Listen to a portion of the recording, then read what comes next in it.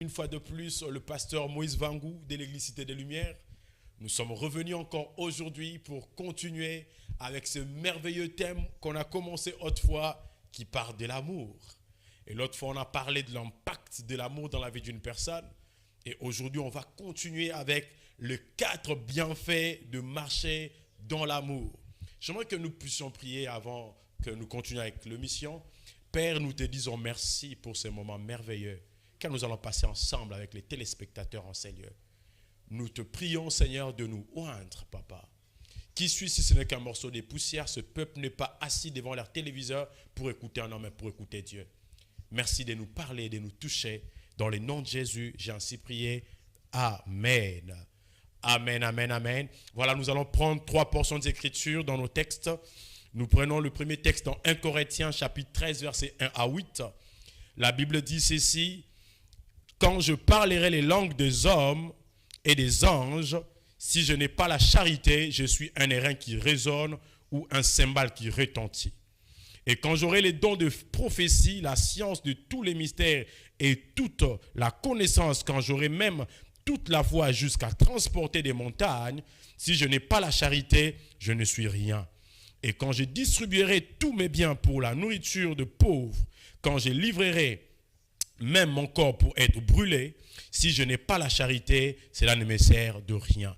La charité est patiente, elle est pleine de bonté. La charité n'est point envieuse, la charité ne se vante point, elle ne s'enfle point d'orgueil, elle ne fait rien de malhonnête, elle ne cherche point son intérêt, elle ne s'irrite point, elle ne soupçonne point le mal, elle ne se réjouit point de l'injustice, mais elle se réjouit de la vérité.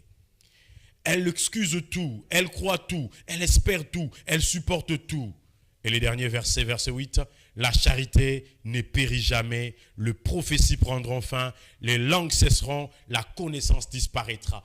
Et nous prenons le deuxième texte dans 1 Thessaloniciens 4, 9 à 10.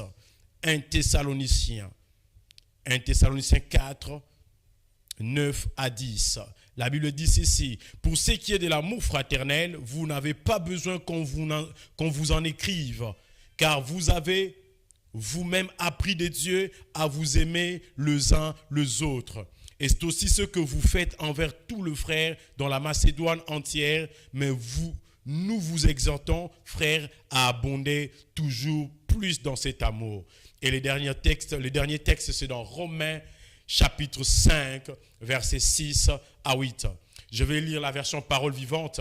La Bible dit ceci: en effet, lorsque nous étions encore complètement dans nos péchés, incapables de nous aider nous-mêmes, trop faibles pour aimer Dieu ou lui apporter quoi que ce soit de valable, le Christ, au moment fixé par Dieu, est mort pour nous, c'est-à-dire pour des impies qui ne méritaient pas de Dieu.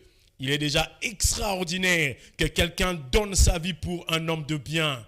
Il peut arriver que pour un bienfaiteur ou pour une cause juste, un homme accepte de braver la mort, mais le Christ est mort pour nous alors que nous vivions encore en conflit avec lui.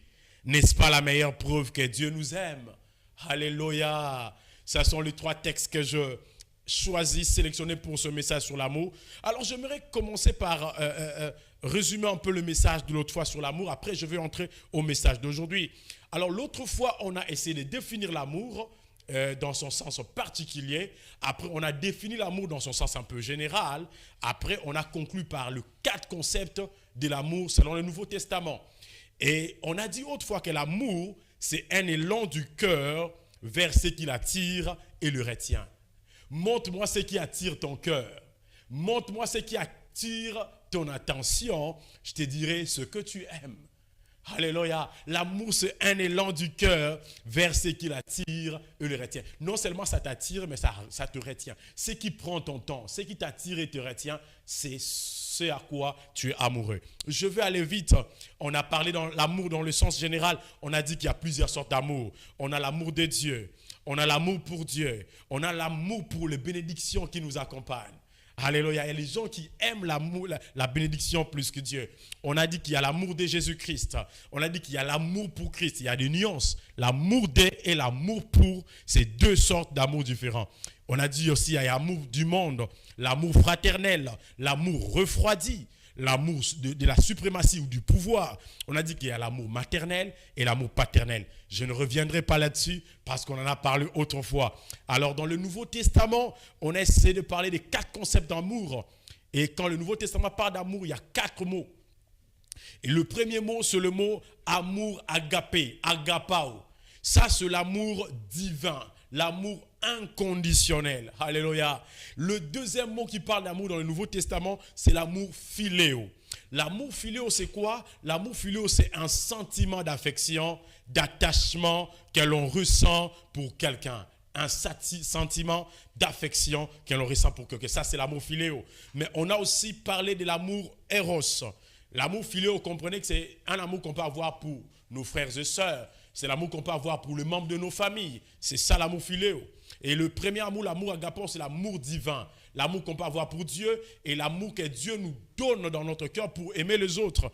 Mais il y a aussi un troisième concept qui est l'amour eros. L'amour eros, c'est l'amour sexuel.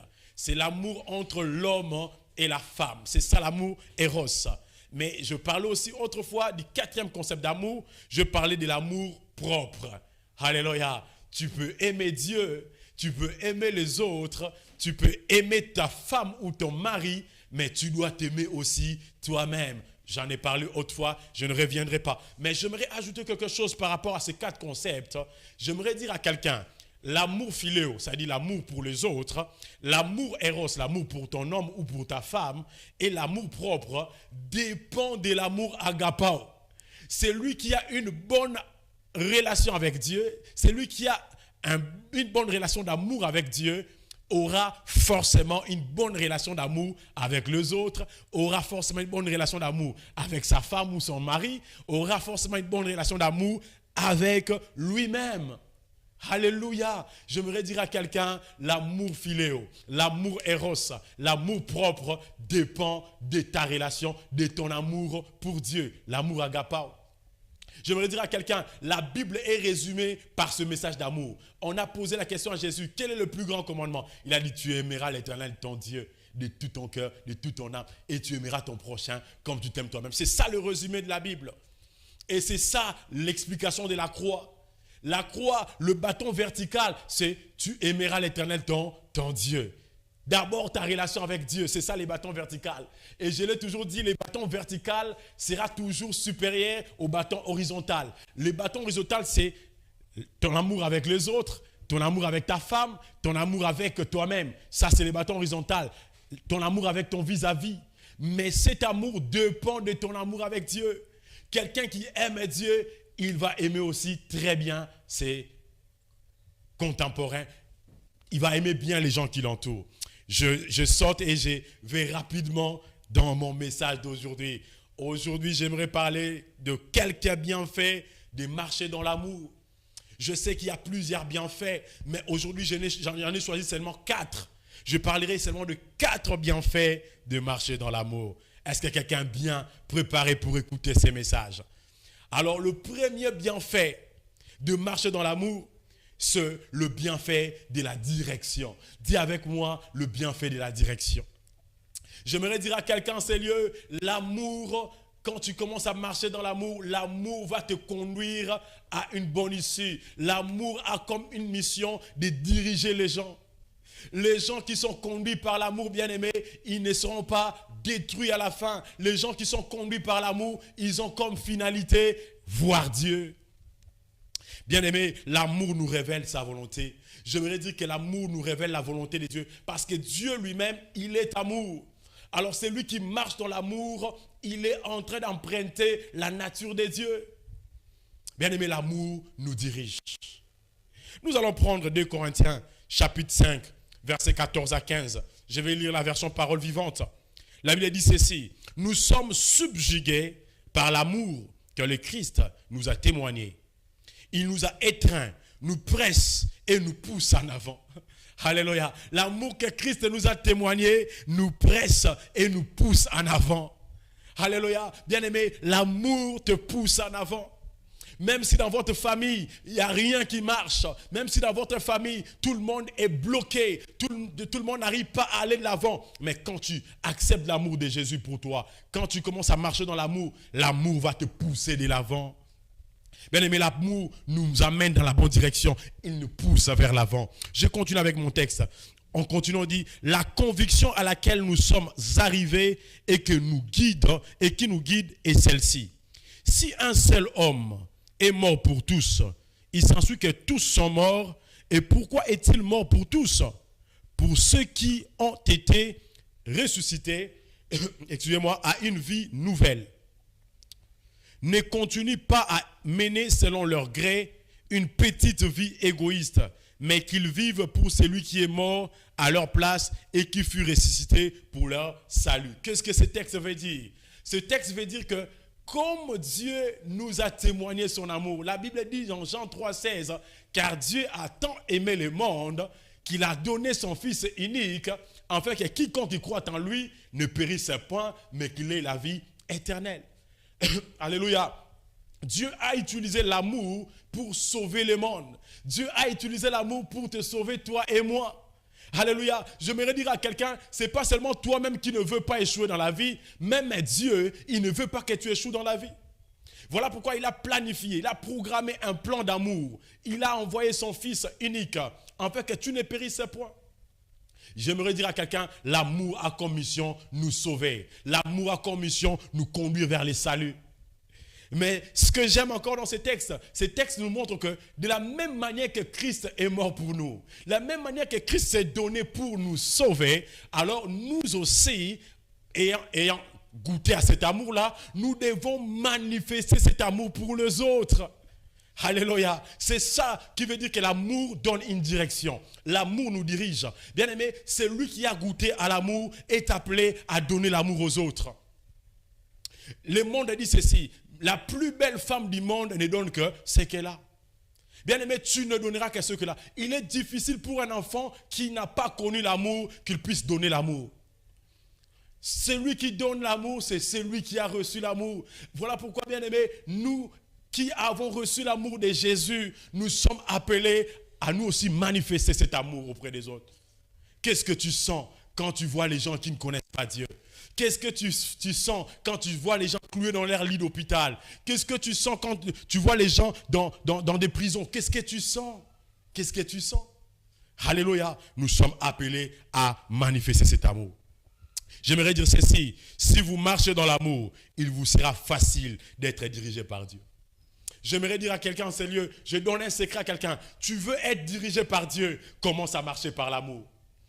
J'ai toujours donné ces conseils à mes fillettes que je parraine. J'ai dit, si tu veux être vraiment la colonne, le pilier de votre famille, tu veux être celui qui sera riche dans votre famille, commence à traiter ton cœur.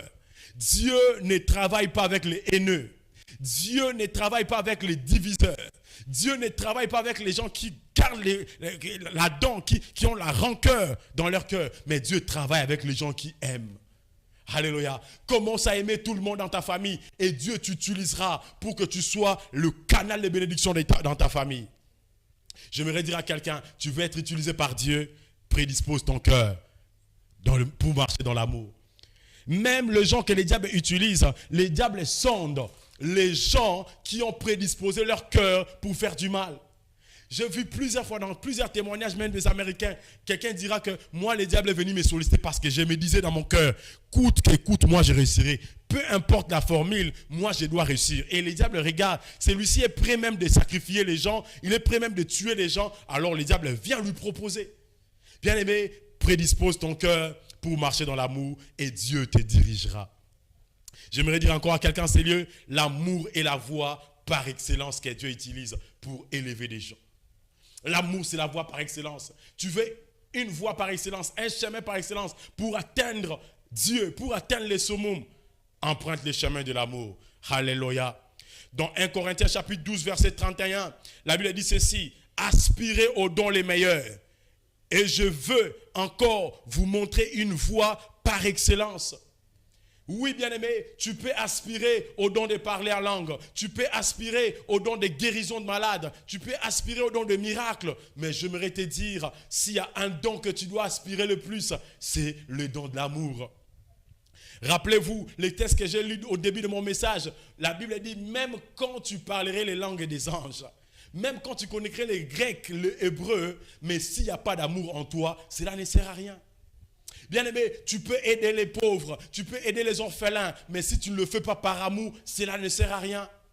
Voilà pourquoi je viens prêcher à quelqu'un en ces lieux. Bien-aimé, cherche à tout ce que tu feras, qu'il y ait l'amour dans ce que tu fais. Parce que c'est ça, la voie par excellence. L'amour, c'est la voie par excellence.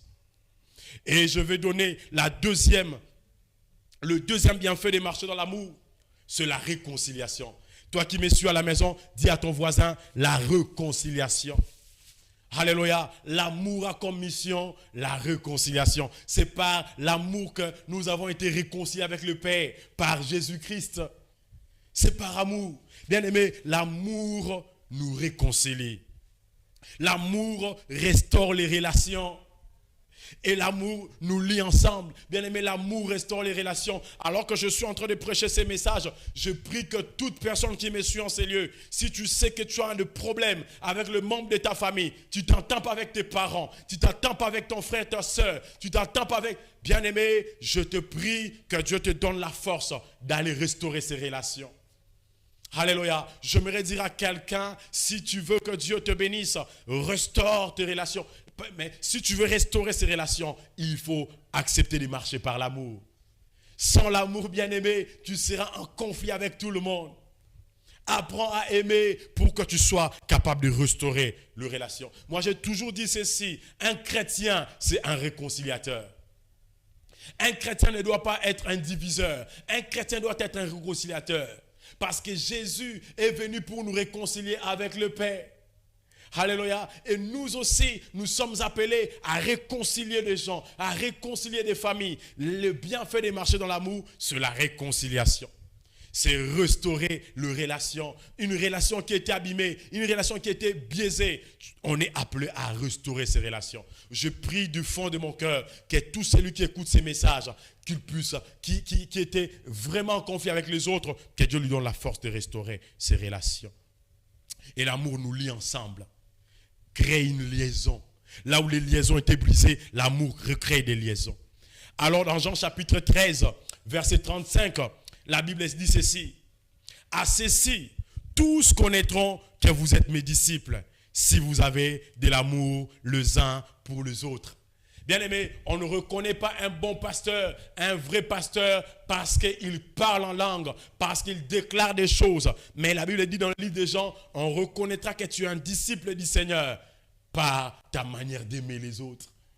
Par ta manière d'aimer les autres. Montre-moi comment tu aimes. Montre-moi combien de gens que tu aimes. Je dirai si tu es un disciple du Seigneur ou tu ne l'es pas.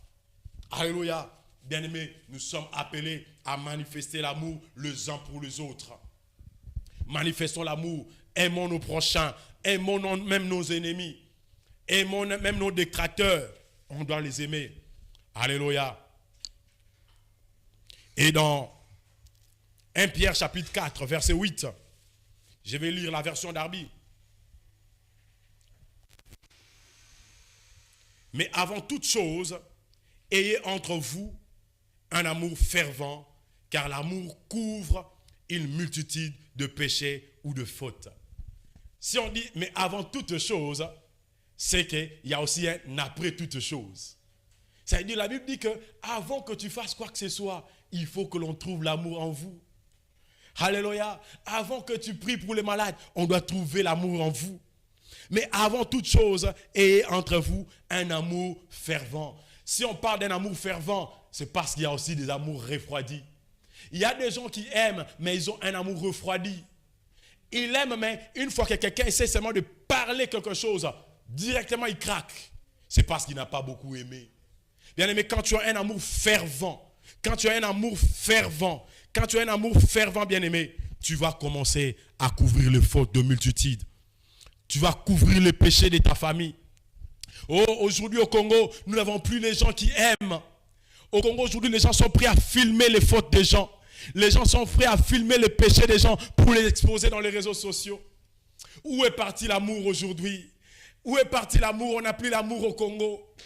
Alléluia. La Bible dit que l'amour fervent couvre une multitude de fautes et de péchés.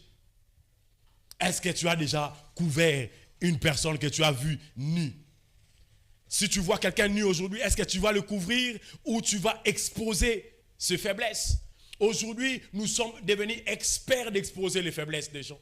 Congo, est-ce qu'on peut aimer notre nation? Est-ce qu'on peut aimer notre nation? Oui, je ne veux pas dire qu'on doit devenir aveugle sur les fautes des gens. Non. On dit que les lèges sales se lavent en famille. Même ces gens-là aussi qui commettent des fautes. Alléluia. Laissez-nous quand même le temps de vous corriger aussi, mais on doit le faire en famille. En public, on ne le fait pas, mais en famille, on doit le faire. Alléluia. Donnez-nous la possibilité de vous corriger.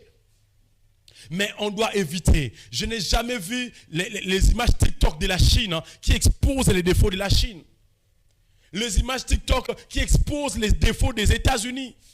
Aujourd'hui, les États-Unis, même quand ils perdent dans la guerre, ils vous montreront seulement là où ils ont réussi. C'est ça l'amour. L'amour fervent couvre une multitude de fautes. Si on s'aime bien aimé, le Congolais va commencer à se protéger. Regarde comment aujourd'hui les pasteurs s'entretuent, s'entre-accusent entre eux. Alléluia. C'est parce qu'il n'y a plus d'amour fervent au Congo. Il n'y a plus d'amour fervent, même entre les chrétiens. Pas d'amour. On ne sait plus nous couvrir. On ne sait plus nous couvrir. Alléluia. Et dans Colossiens chapitre 3, verset 14, la Bible dit ceci: mais par-dessus toutes choses, revêtez-vous de la charité qui est le lien de la perfection. J'aimerais dire à quelqu'un, c'est lieu, l'amour a comme mission de nous parfaire. C'est lui qui marche dans l'amour. Bolingo bongi saramutu. Alléluia. Ngana mona mutu. Alors kazaki na bolingwa bien te mutalinga malonga zate o mona mutango mo sango longe e kuba mais mukula kutana mutalingiye o mora mutango moko manzoto sembe parce que bolingo e bongisaka bolingo e longola ba bouton bolingo e longola ba e longola ba tâche. Alléluia. Bien aimé, l'amour nous parfait. L'amour amène de bonnes choses à nous. Apprenons à marcher dans l'amour. Parce que l'amour a comme bienfait la réconciliation. Il nous réconcilie avec le Père, mais il nous réconcilie aussi avec les autres. Je me dire à quelqu'un, c'est lieu, quelqu'un qui est en conflit avec Dieu. Tu as détesté Dieu parce que depuis que tu es né jusqu'à maintenant, tu n'as jamais vu clair dans ta vie. Alors tu détestes Dieu. Je voudrais te dire que ne déteste pas Dieu, car l'amour vient pour nous réconcilier. La troisième chose, troisième bienfait de marcher dans l'amour, c'est la protection. Dis à ton voisin, la protection. Alléluia. L'amour protège, bien-aimé. C'est lui qui marche dans l'amour. Il va apprendre à protéger. J'ai vu mon père fâché contre quelqu'un qui m'avait amené en Angola. Alors qu'il m'a escroqué l'argent. Mon père a dit, malheureusement, j'ai atteint 86 ans. Si j'étais encore jeune, cet homme allait connaître de quel bois je chauffe. Pourquoi il a dit ça? Parce que l'amour qu'il a pour son fils qui est moi lui pousse à me protéger. Alléluia. Bien aimé, l'amour protège. C'est lui qui aime, il va commencer à protéger. Si tu ne protèges pas tes enfants, c'est parce que tu ne les aimes pas. Si tu ne protèges pas ton travail, c'est parce que tu n'aimes pas ce travail. Bien aimé, à partir du moment où tu commences à aimer, tu vas commencer à protéger. Parce que l'amour bannit la crainte. Un homme qui a l'amour, bien aimé, n'aura pas peur. L'amour bannit la crainte. Jésus a accepté de mourir pour nous. Pourquoi? Parce qu'il nous aimait. Parce qu'il nous aimait. Et cet amour-là a banni la crainte dans le cœur de Jésus. Jésus a accepté même la mort d'humiliation, même la mort de la croix. Jésus a accepté à cause de l'amour. C'est à cause de l'amour que Jésus a fait cela. Il a voulu nous protéger de ces péchés originels d'Adam et Ève qui nous clouaient tous dans la honte, dans le désarroi. Jésus a accepté de braver cette épreuve pour nous protéger. Alléluia. Dans 1 Jean chapitre 4, verset 18, je vais lire la version parole vivante. La Bible dit ceci: dans un véritable amour, il n'y a pas de place pour la crainte. Car l'amour véritable chasse toute trace de crainte. En effet, la crainte suppose l'idée d'une culpabilité et la perspective d'un châtiment. Celui qui vit dans la peur du jugement montre par là que l'amour n'a pas encore atteint en lui son parfait développement. Bien aimé, à partir du moment où tu commences à vivre dans l'amour, tu n'auras plus peur. Regarde les gens, les gens qui ont des relations petites amicales, les gens qui s'aiment. Bien aimé, ils peuvent entrer même dans des endroits, tu sens que cet endroit est dangereux, mais pas à cause de l'amour. Il part accompagner son proposé, il part accompagner son fiancé. Alléluia, il n'a pas peur. J'ai vu des jeunes filles accepter d'être frappées dans leur maison pour protéger son copain. Bien aimé, quand il y a l'amour, l'amour bannit la crainte. L'amour bannit la crainte. Alléluia. L'amour pour Dieu doit t'apprendre aussi à bannir la crainte. Est-ce que tu es prêt à le prêcher la parole, même là où tu es prêt, on peut te persécuter? Si, bien aimé, il y a l'amour du Christ en toi, tu iras prêcher. Alléluia. Combien sont prêts à prendre encore des risques aujourd'hui pour l'évangile? Combien sont prêts à prendre encore des risques aujourd'hui pour leur amour? Alléluia. D'ailleurs, à l'époque, on voyait cet amour chez les jeunes filles et les jeunes garçons. Mais est-ce qu'aujourd'hui, il y a encore cet amour ici qui peut prendre des risques pour quelqu'un? Des jeunes filles d'aujourd'hui qui ne calculent que l'argent. Des jeunes garçons d'aujourd'hui qui ne calculent que le corps.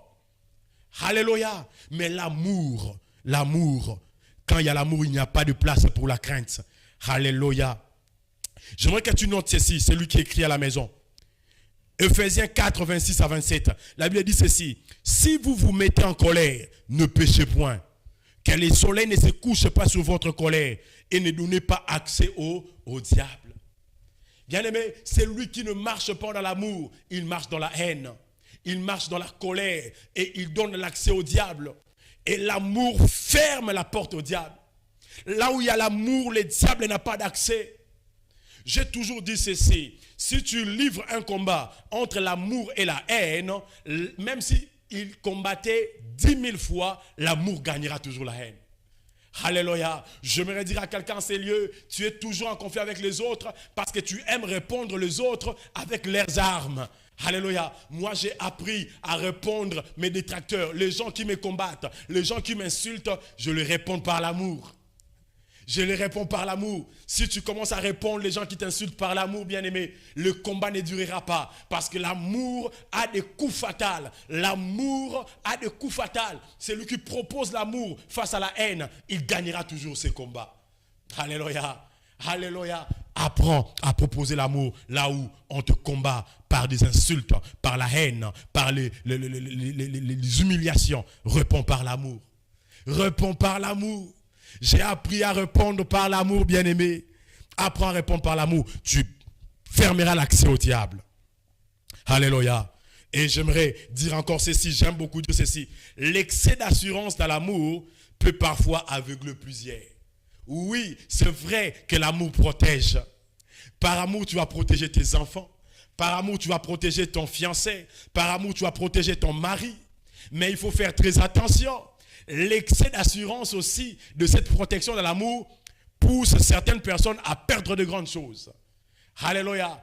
Certaines personnes arrivent à perdre de grandes choses parce qu'il a eu quelqu'un qui l'a aimé en excès. Alléluia. Parce que quelqu'un lui a aimé en excès, il va perdre ce cœur. Non, l'amour n'est pas une faiblesse, bien-aimé. L'amour est une richesse. Si par grâce, Dieu t'accorde quelqu'un dans ta vie qui t'aime, bien-aimé, apprends à protéger le cœur de cette personne. Ne pousse pas cette personne-là à te détester. Parce que nombreuses personnes sera zu mutumo o alingaka na vie. Amona kwa mutuana atula.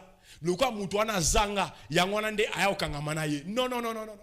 Il y a des gens qui t'aiment parce qu'ils s'est décidé d'être un homme fidèle, parce qu'il veut être une femme fidèle. Et bah c'est bien parce que la guerre. Soit mon mobile azo lenga azo craquer abia mbali ozora moi si musulu wangate. Omoni azala aza olongwate. Ya ko zo moi ça le français le kolanga. Ya ko zo mobile azana na mbongo le kolanga. Et beaucoup de gens arrivent à perdre des personnes que Dieu avait déposées dans leur parcours comme des grâces parce que cette personne-là aimait en excès. Alléluia. Beaucoup, après avoir perdu ce genre de personnes, après avoir perdu ses fiancés, après avoir perdu cette proposée, il va commencer à les chercher à la montagne dans la prière. Seigneur, redonne-moi cette personne-là. Redonne-moi ce Moïse. Redonne-moi cette Yasmine qui m'aimait véritablement. Parfois, quand les gens sont là, qu'ils t'aiment véritablement, on ne sait pas voir cet amour véritable. C'est quand on perd ce genre de personnes, c'est alors qu'on réalise, ah, Nathalie Linga Benaya solo, ah, Mardosha Linga solo. Bien aimé, que ça ne soit pas trop tard pour toi. Je prie Dieu alors que tu es en train d'écouter ces messages, que tu puisses prendre conscience des gens, des cadeaux du ciel que Dieu a déposés dans ton parcours. Ne te sépare pas avec, parce que certaines personnes bien aimées, si tu te sépares d'eux aujourd'hui, tu n'auras plus jamais quelqu'un de pareil. Il y a certaines personnes qui sont des rencontres générationnelles, des relations générationnelles. Si vous perdez David aujourd'hui, bien aimé, il va falloir attendre 40 ans. 40 ans pour avoir Samson. Alléluia. Si vous perdez Samson, il va falloir attendre 40 ans. Et beaucoup de familles pleurent aujourd'hui parce qu'ils n'ont pas su protéger les dons que Dieu leur avait donnés. Non, si tu as quelqu'un qui te protège, qui t'aime, qui te garde, aime aussi la personne. Protège cet amour, que ça ne tarisse pas. Alléluia. Et je veux finir avec mon message, avec le dernier point. Le dernier bienfait de marcher dans l'amour, c'est la provision. Dis à ton voisin, la provision. Alléluia. J'aimerais dire à quelqu'un, l'amour donne de la provision. L'amour donne de la provision. Et j'aimerais dire à quelqu'un, l'amour véritable, l'amour agapao, l'amour qui vient de Dieu, qui tire son origine de Dieu, ne donne que de bonnes choses. Alléluia. L'amour ne donne que de bonnes choses. Les bonnes choses. L'amour te donne le salut. L'amour te donne la paix. L'amour te donne la tranquillité. L'amour te donne le développement, la bonne santé. Alléluia. Et j'aimerais dire ceci, l'amour fait agir notre foi. Par l'amour de la provision, nous avons besoin de la foi. Bien aimé, pour mieux vivre dans l'amour, tu dois avoir la foi. Tu dois croire à la personne qui t'aime. Si tu ne crois pas à la personne qui t'aime, tu ne vivras pas dans l'amour. L'amour demandera la foi. L'amour te demandera la foi. Cette personne-là qui vient te dire que non, en tout cas, moi je te veux, je vais faire route ensemble avec toi. Je te veux dans mon entreprise, je te veux dans mon église. Il faut faire confiance à cette personne-là. Il faut croire à la personne. Dans Galates chapitre 5, verset 6, dans la version française courante, la Bible dit ceci. Car pour celui qui est uni à Jésus-Christ, être circoncis ou ne pas l'être n'a pas d'importance. Ce qui importe, c'est la foi qui agit par l'amour. Bien aimé, c'est la foi qui agit par l'amour qui compte. Être chrétien ou ne pas l'être, cela importe peu. Ce monde cherche les gens qui agissent par la foi de l'amour. Le monde attend avec un ardent désir la manifestation, la révélation de Fils de Dieu. Ces hommes, on le verra par l'amour. Montre-moi l'amour que la teneur de l'amour que tu dégages dans ton cœur. Je dirai si réellement tu as reçu la provision de Dieu. Alors quand on aime bien aimer, on peut croire facilement, même pour un futur incertain. Quand on a l'amour bien aimé, même si ces messieurs-là n'ont pas encore de bons pantalons, n'ont pas encore un véhicule, mais ils viennent te proposer. Quand on aime, tu peux croire, même pour un futur incertain. Tu peux croire. Jésus nous a aimés, il nous a dit qu'il nous amènera au ciel. Nous n'avons pas encore vu le ciel, mais nous croyons à Jésus. Nous croyons en son amour qu'il a déversé, qu'il a versé pour nous. Nous croyons. Alléluia. Et le dernier verset pour finir, Hébreux 11, 6, la Bible dit, or sans la foi, il est impossible de lui être agréable. Car il faut que celui qui s'approche de Dieu croit que Dieu existe et qu'il est le rémunérateur de ceux qui le cherchent. Bien-aimé, l'amour te demandera la foi. Sans la foi, tu ne seras pas agréable à Dieu. Et sans la foi, ton amour ne fonctionnera pas. Pour vivre dans l'amour, tu dois croire, bien-aimé. Croire aux paroles de ton prochain. L'amour ne soupçonne pas les mal. L'amour ne murmure pas. L'amour, c'est la nature même de Dieu. Et ce matin, cet après-midi, je t'ai venu parler de quelqu'un de l'amour. Je prie que Dieu te redonne l'amour, même si tu es passé par des moments difficiles. On a abusé de toi, on t'a fait du mal. Je prie que Dieu te redonne l'amour, qu'il te redonne encore la force d'aimer les autres, d'aimer même ceux qui t'ont fait du mal, par le Saint-Esprit. Dans le nom de Jésus, j'ai ainsi prié. Amen. C'était le pasteur Moïse Vangou. Je parlais sur l'amour. Je prie que Dieu abonde vos cœurs de l'amour. On reviendra prochainement pour un autre numéro. Nous parlerons sur la mission. Bye bye. À la prochaine. Que Dieu vous bénisse.